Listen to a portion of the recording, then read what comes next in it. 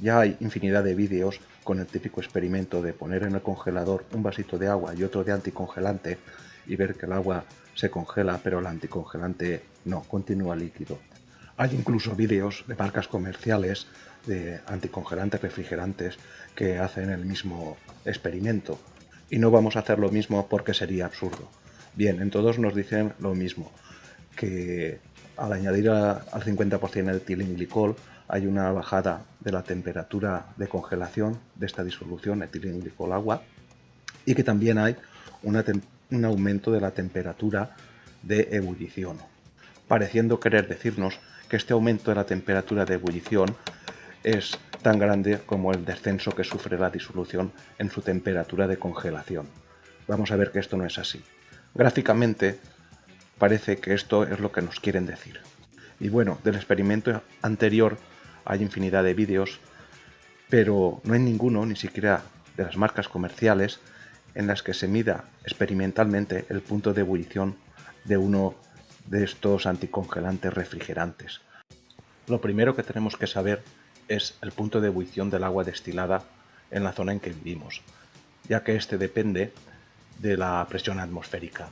Y evidentemente, si estamos altos, la presión atmosférica será menor y ebullirá a una menor temperatura. Bueno, vemos que está hirviendo y a partir de cuando empiece a hervir el agua líquida, su temperatura ya no varía, nunca va a pasar de su punto de ebullición. En este caso se ha estabilizado en 97 grados. Aunque aumentemos el fuego, la temperatura del agua líquida, la que está hirviendo dentro del cazo, nunca va a pasar su punto de ebullición, es decir, la temperatura a la que hierve. Esto se cumple en todos los líquidos, y dejémoslo ahí. Ahora hacemos lo mismo con el refrigerante, pero tengo que decir que en física o en química la medición del punto de ebullición experimental no se mide así. Pero bueno, nos dará una lectura bastante aproximada de cuál es el punto de ebullición o la temperatura a la que hierve el refrigerante. Y de esta forma casera vemos que la temperatura ha llegado a 101 grados y ya no sube más. Luego este es su punto de ebullición. Así, la temperatura de ebullición de un refrigerante con el 50% de etilenglicol tan solo es de 4 o 5 grados mayor que la del agua.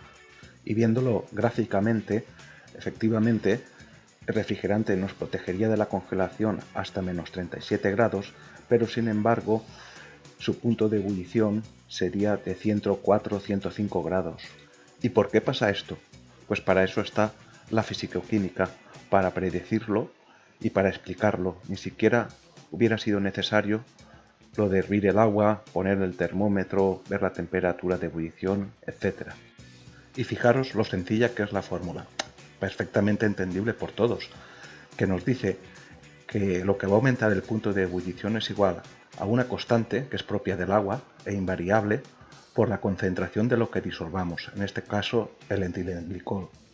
La concentración del etilenglicol nos la dice la botella, si es al 50, al 30%, y solo tenemos que pasar esta medida de concentración a otra medida que se llama molalidad. Para estar más lúcido a la hora de hacer cálculos, recomiendo beber algo.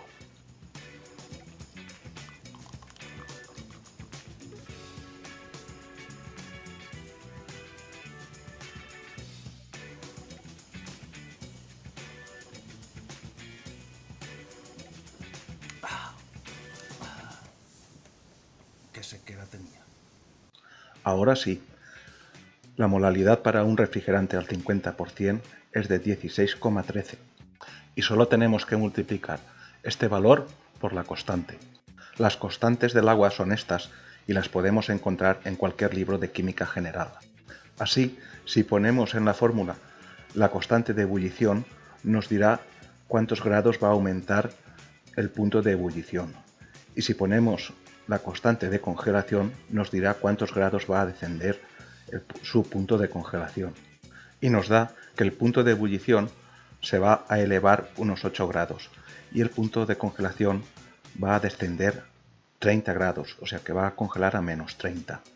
¿Por qué el descenso del punto de congelación es mucho mayor que el aumento del punto de ebullición? Pues porque la constante de congelación del agua es mucho mayor que la constante de ebullición, concretamente 3,6 veces mayor.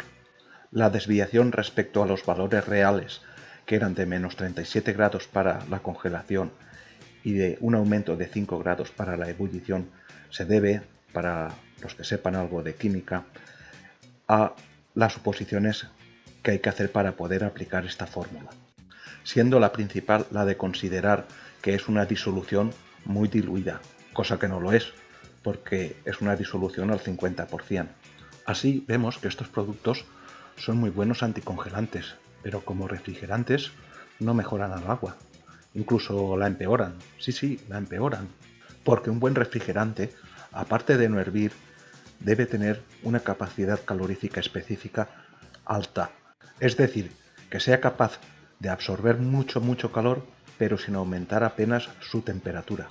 Y la sustancia conocida con más capacidad calorífica es el agua. Aquí vemos cómo al elevar el porcentaje de etilenglicol va disminuyendo el calor específico del agua, pasando de 4072 a 3297 para un refrigerante. Pero bueno, debemos sacrificar esto para obtener una buena función como anticongelante. El otro punto importante de un refrigerante es que no hierva, y como hemos visto, un refrigerante al 50% de etilenglicol hierve a 105 grados a la presión de una atmósfera. Aquí vemos como el agua pura, esto es para agua pura, hierve a 100 grados a una atmósfera de presión, pero hierve a 120 cuando la presión es de 2 atmósferas. Así, lo que realmente hace que se eleve mucho el punto de ebullición tanto para el agua como para un refrigerante es el aumento de presión que se produce dentro del circuito de refrigeración. La presión de trabajo del circuito oscila entre los 0,9 y 1,3 bares. Esta última es la presión a la que abre el tapón del circuito por seguridad. Así, cuando una marca nos da el punto de ebullición, lo hace suponiendo que el circuito está a presión máxima, es decir, de 1,3 bares. A esta presión hay que sumarle 1 para que nos dé la presión real, ya que los manómetros no miden la presión atmosférica, miden lo que sobrepasa la presión a la atmosférica. Un ejemplo claro es que cuando compramos un manómetro y salimos con él de la tienda, no marca 1, sino que marca 0 y estamos a presión atmosférica. Volviendo a la gráfica del agua pura, si extrapolamos la curva, la continuamos, vemos que a 2,3 atmósferas el agua pura hierve a 125 grados. Y si dibujamos ambas curvas en una misma gráfica, la del agua pura y la del refrigerante, vemos como a 2,3 atmósferas el agua va a hervir a 125 grados. Y si añadimos a esta etilenglicol hasta el 50%, va a aumentar esta temperatura los 5 grados que habíamos calculado antes, o sea que estamos en 130. Este incremento, recordemos, que nos lo daba la fórmula. Y este valor de 130 es el que nos pone el fabricante en su botella, recordémoslo. Cosa que es una verdad a medias. El aumento del punto de ebullición se da sobre todo a la presión que hay dentro del circuito de refrigeración. Los aparatitos estos que se venden, que son densímetros, la escala del punto de congelación la tienen correcta, pero la escala del punto de ebullición digamos que la tienen trucada, porque al igual que hemos visto en la botella, tiene en cuenta la presión del circuito de refrigeración. Esta escala en realidad debería ir de 100 a 106, que son los grados que en realidad hace aumentar el punto de ebullición el etilenglicol dependiendo de su concentración. Aunque en este caso son sinceros y nos dicen que la escala es para nivel del mar, o sea, una atmósfera más una presión de trabajo de 1,03 atmósferas. Bueno, y así podemos concluir que la elevación de esos 5 o 6 grados que tiene un refrigerante al 50% respecto del agua no es la responsable del poder refrigerante de este. El verdadero poder refrigerante se debe al agua, porque tiene una gran capacidad calorífica. Y por tanto, cuanto más agua tenga, mejor refrigerante será. Así, un menos 4 grados es mejor refrigerante que un menos 37 grados. Si vivimos en una zona o en un país donde la temperatura nunca baja de 0 grados, pues es mejor poner un menos 4 o un menos 10 grados, porque será mejor refrigerante que un menos 37 grados.